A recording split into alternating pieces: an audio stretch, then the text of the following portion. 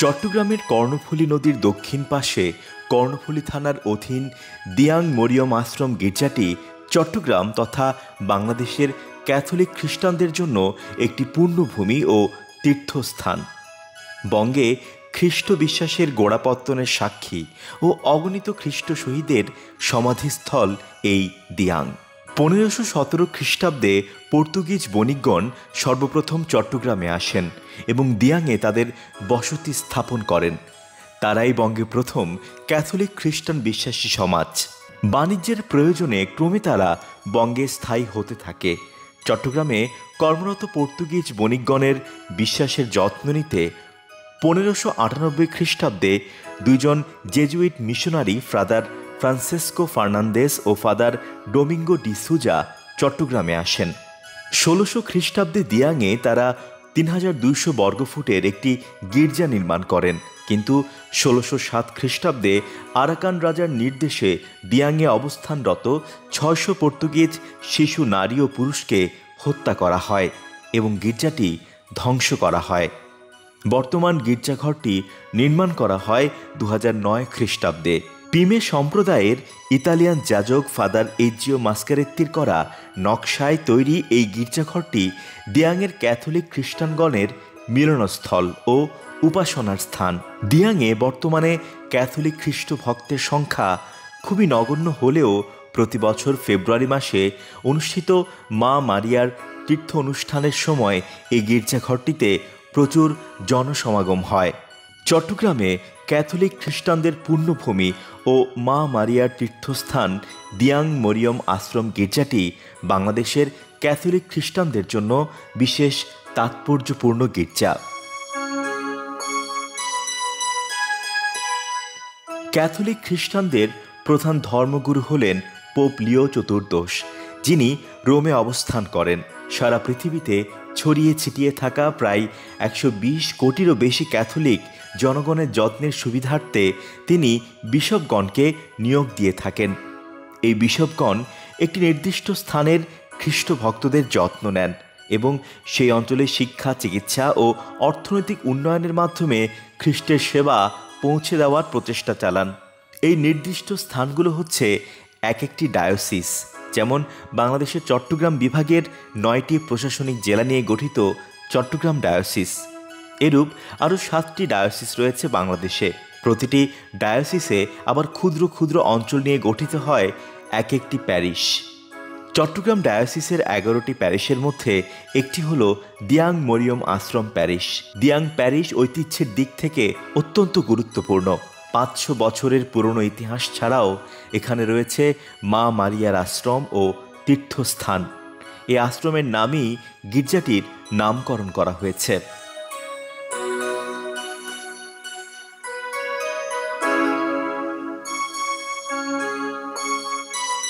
দিয়াং মরিয়ম আশ্রমের বর্তমান গির্জাটি নির্মিত হয়েছে 2009 সালে। গির্জার বাইরের দেয়ালে টেরাকোটায় যিশুর মাতা কুমারী মারিয়া এবং যিশুর শিষ্যদের উপর পবিত্র আত্মার অবতরণের দৃশ্যটি ফুটিয়ে তোলা হয়েছে।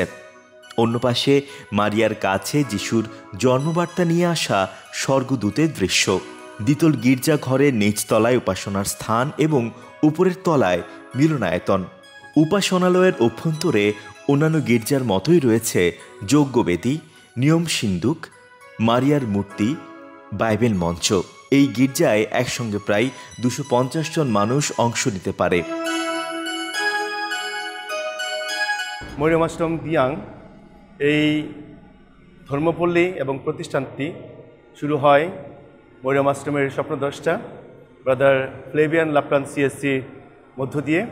তিনি একজন কানাডিয়ান ব্রাদার, পবিত্র ক্রুশ সংঘের তিনি একজন সদস্য, ব্রাদার্স অফ হোলি ক্রসের একজন সদস্য। ব্রাদার ফ্লেভিয়ান যেই স্বপ্ন নিয়ে এই যাত্রা শুরু করেছিলেন, তিনি এই যাত্রা শুরু করেছিলেন 1946 খ্রিস্টাব্দে দ্বিতীয় মহাবিশ্বযুদ্ধের পর। তখন অনেক সৈনিক এখানে অসুস্থ এবং যুদ্ধা ক্ষয়ক্ষতি হয়ে এখানে পড়েছিল, তাদেরকে তিনি সেবা শুশ্রূষা দান করেছেন। তারপর তিনি দেখেছেন অত্র এলাকার দীনদরিদ্র মানুষের নিদারুণ করুণ কাহিনী।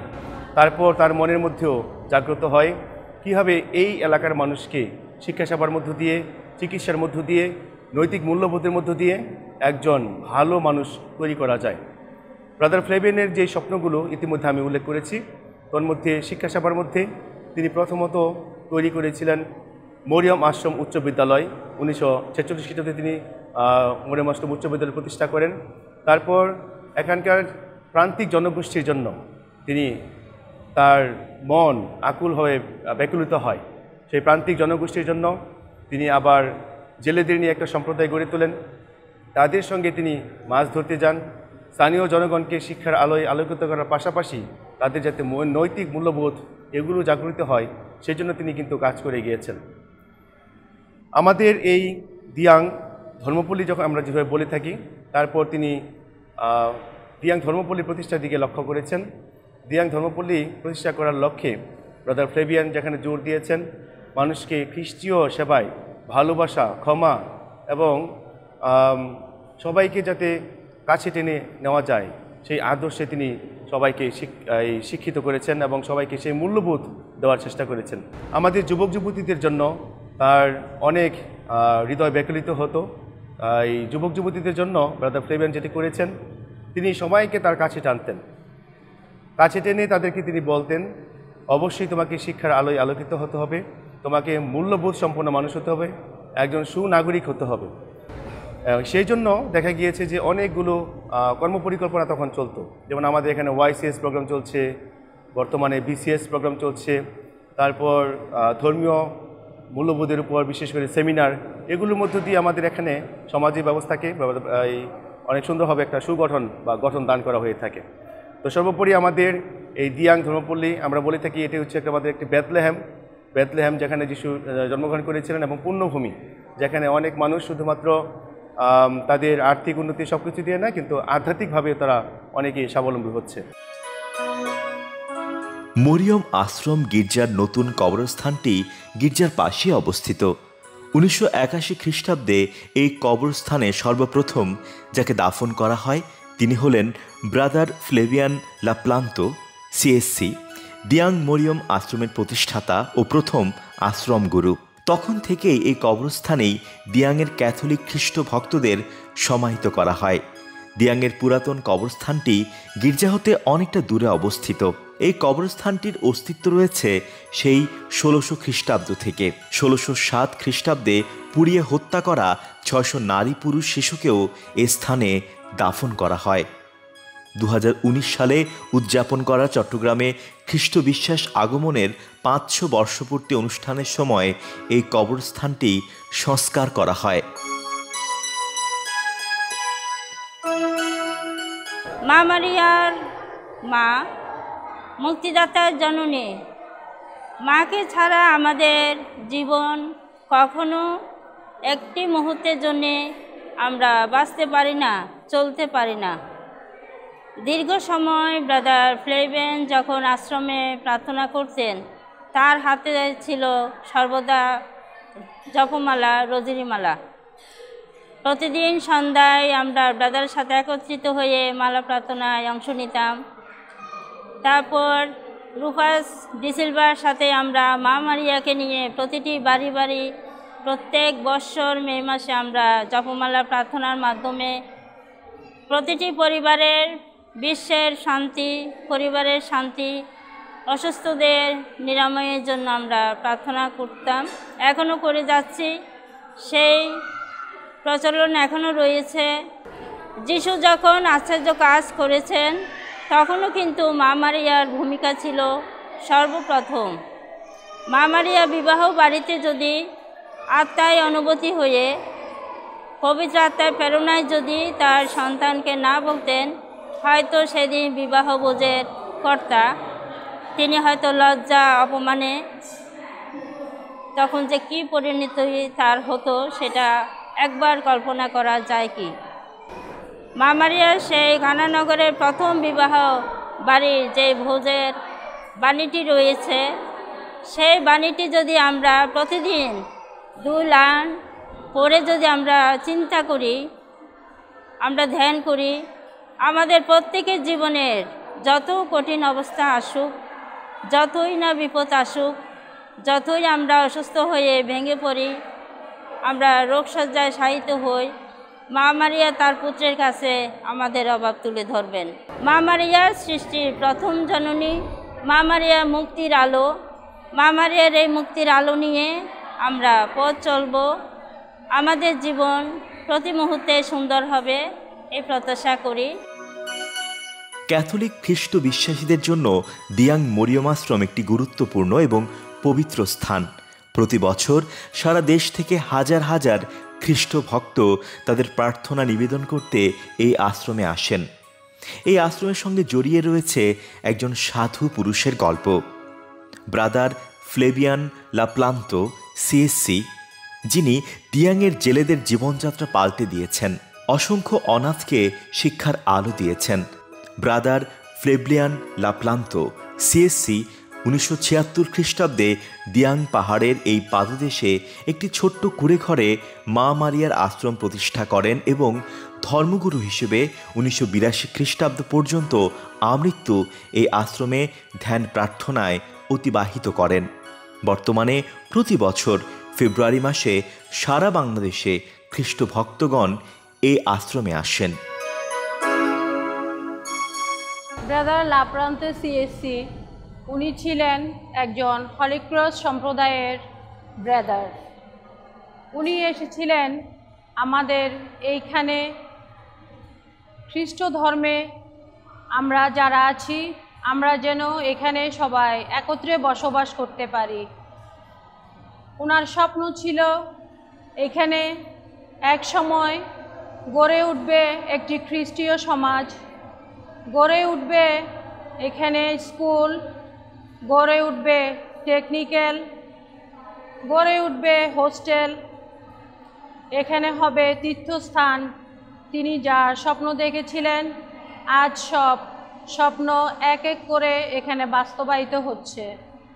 গড়ে উঠেছে হলি ক্রস সম্প্রদায়ের ব্রাদারদের স্কুল, যার নাম মরিয়ম আশ্রম উচ্চ বিদ্যালয়। গড়ে উঠেছে টেকনিক্যাল স্কুল, গড়ে উঠেছে সিস্টার হাউস, এবং তার বড় স্বপ্ন ছিল এখানে একটি গির্জাঘর হবে, যেটা আমাদের আগে এখানে ছিল না। এখন আমাদের এখানে বড় গির্জাঘর হয়েছে। তীর্থস্থান যেটা আমাদের এখানে এখন স্থায়ীভাবে হয়েছে। সব সময় প্রতি বছর ফেব্রুয়ারির দ্বিতীয় সপ্তাহে এখানে আমরা তীর্থস্থানে বিভিন্ন দেশান্তর থেকে এখানে অনেক জনগণ আসেন, এই তীর্থস্থানে তীর্থ করেন। এখানে দিন দিন মানুষ বাড়ছে। যেখানে আমাদের ব্রাদার ফ্লেভিয়ান অল্প কয়েকজন মানুষ নিয়ে প্রথম তীর্থ করেছিল, এখন সেখানে প্রায় 60 থেকে 8000 মানুষ উপস্থিত হন প্রতি বছর। উনি আমাদের এখানের প্রেরণদাতা, যার প্রেরণায় আমরা এখানে আজকে খ্রিস্টীয় সমাজে অনেকগুলো মানুষ, প্রায় 450 পরিবার আমরা এই জায়গায় বসবাস করছি। মরিয়ম আশ্রম গির্জার বর্তমান পাল পুরোহিত শ্রদ্ধেয় ফাদার জাস্টিন টমাস এসভিডি। এছাড়া গির্জাটি রক্ষণাবেক্ষণ ও কার্যক্রম পরিচালনা করার জন্য রয়েছে 7 সদস্য বিশিষ্ট একটি পালকীয় পরিষদ।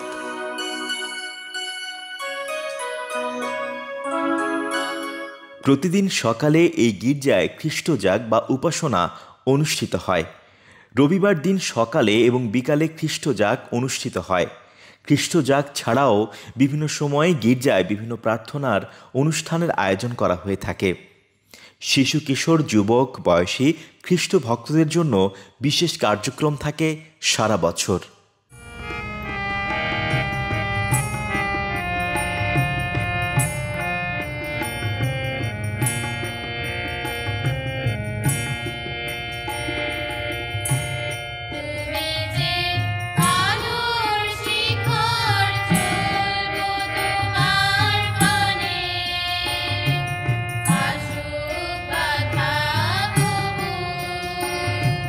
বলবো হৃদয়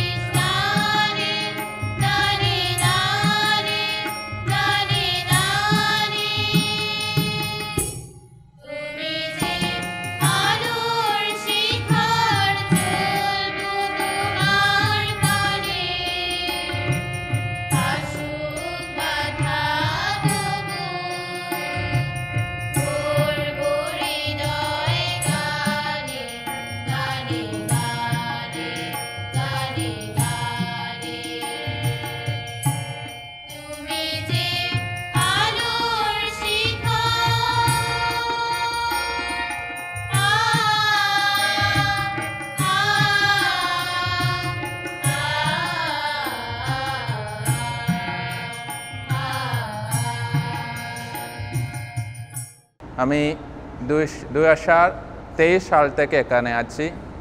এখন আমি এখানে পল্লী পুরোহিত এখানে এই প্যারিশে প্রায় 250 পরিবারজন আছে এবং প্রায় 1000 খ্রিস্ট ভক্তজন আছে।